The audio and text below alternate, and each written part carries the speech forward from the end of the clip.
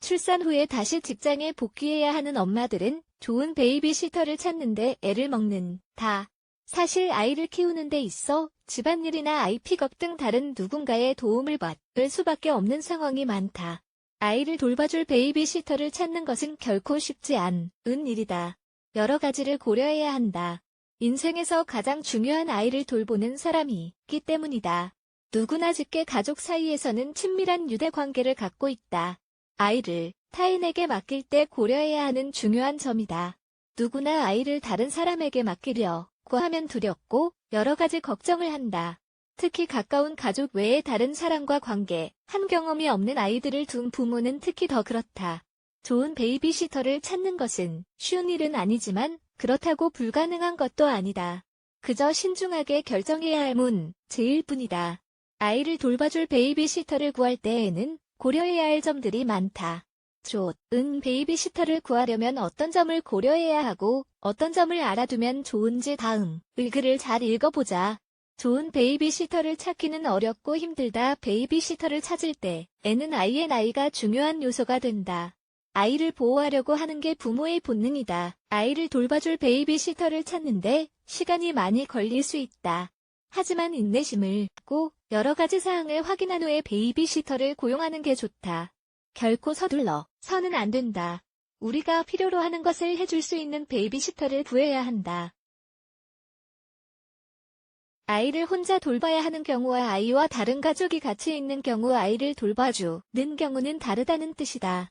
그리고 아이의 나이도 고려해야 한다. 나이에 따라 잠깐만 돌봐주면 될 수도 있고 좀 더 오랫동안 돌봐줘야 할 수도 있기 때문이다. 말을 하지 못하는 아기를 돌봐줄 베이비시터를 찾는 것은 말을 할 수 있는 아이를 돌봐줄 베이비시터를 찾는 것과는 다르다. 우리가 마음 편하게 아이를 맡기기 위해서는 베이비시터가 믿을 만한 사람이어야 한다. 특히 하루에 몇 시간씩 아이를 맡겨야 하는 경우라면 더 그렇다. 직관을 믿자. 직관은 틀리는 경우가 없다. 뭔가 의심되거나 이상하다고 생각될 때는 정말 그런 경우가 많다. 뭔가 마음에 들지 않는 사람에게 아이를 맡기지 말자. 괜히 마음 고생만 할 뿐이다. 베이비시터를 선택할 때 고려해야 할 점. 베이비시터를 찾을 때에는 고려해야 할 점들이 있다. 첫 아이를 맡기려고 하는 경우 더 그렇다.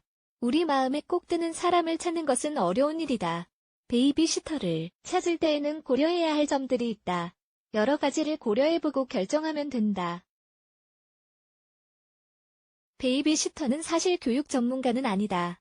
베이비시터가 돌보는 것과 어린이집에서 아이를 가르치며 돌보는 것은 다를 수밖에 없다.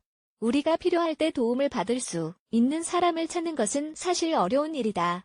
회사를 다니면서 아이를 키워야 할 때에는 어린이집에 보내는 것보다 베이비시터를 찾는 게 더 편할 수 있다.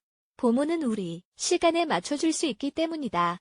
아이를 어린이집에 보내는 것보다 베이비시터를 구하는 게 더 많은 비용이 든다. 비용도 고려해야 한다. 베이비시터의 식비와 교통비까지 줘야 할 수도 있다. 끔찍한 행동을 하는 베이비시터도 많다.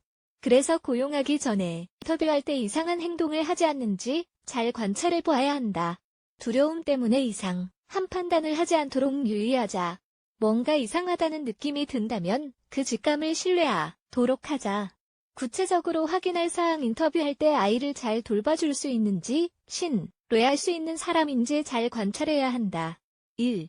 배경과 경험 확인하기. 베이비시터 2. 이력서를 꼼꼼하게 읽어보자. 어떤 사람인지, 아이를 돌본 경험이 있는지 등을 본다.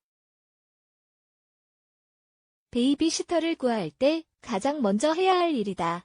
가능하다면 베이비시터가 이전에 일했던 가족들에게 물어보는 것도 좋은 방법이다.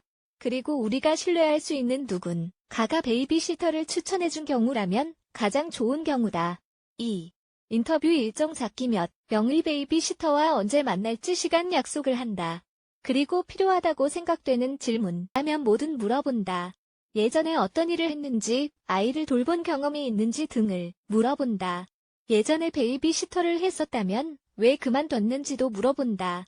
아이를 돌보다가 생길 수 있는 여러 가지 상황을 제시하고 어떻게 대처할 것인지에 대해서도 질문한다. 그리고 아이에게 벌을 주고 보상을 하는 것에 대해 어떻게 생각하는지도 물어본다. 3. 매너, 행동 확인. 베이비시터의 태도와 매너. 성격 등도 잘 보아야 한다. 옷을 잘 입는다거나 하는 등 겉으로 보이는 것은 별로 중요하지 않다. 단정하게 옷을 입었는지, 때와 장소에 맞게 옷을 입을 줄 아는지 등이 중요하다. 매너가 좋고 책임감이 있는 사람을 선택하는 게 좋다. 왜냐하면 우리 아이들이 따를 사람이기 때문이다. 4. 테스트 해보기 인터뷰를 하는 중 잠깐은 아이를 돌보라고 해보자. 아이를 어떻게 대하는지 볼 수 있다. 그리고 아이가 베이비시터를 따르는지도 봐야 한다. 아이가 말을 할 수 있다면 아이에게 어땠는지도 물어보자. 아이의 직감이 어른의 직감보다 더 예리할 때가 있다. 애완동물이 있는 경우도 마찬가지다. 만나서 이야기하는 동안 어떤 느낌이 드는지도 잘 살펴보자. 편안하고 안전하다는 느낌이 드는지.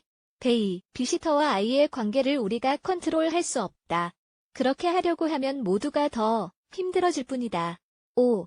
아이를 돌보는 시간과 일정 맞추기 인터뷰하면서 그들이 언제까지 일할 수 있는지에 대한 정보를 얻었을 것이다. 몇 시까지 올 수 있는지, 회사에서 급한 일로 일이 늦어질 때 좀 더 있어줄 수 있는지 등을 확인한다. 만약 일정을 조율할 수 없다면 다른 사람을 찾아보는 게 좋다. 6.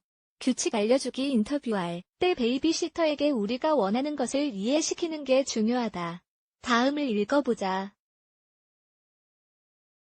아이를 돌보는 방법 해야 할 일의 범위 응급 상황이 생겼을 때 행동 지침 응급 상황에 대한 정의 베이비시터가 아이를 대하는 것에 있어 마음에 들지 않는 게 있다면 다른 사람을 계속 면접을 보도록 한다. 7. 베이비시터가 원하는 조건이 무엇인지 물어보기. 인터뷰하는 동안 근로 조건에 대해서도 이야기해야 한다. 그들이 구체적으로 제시해 주면 우리는 더 편하다.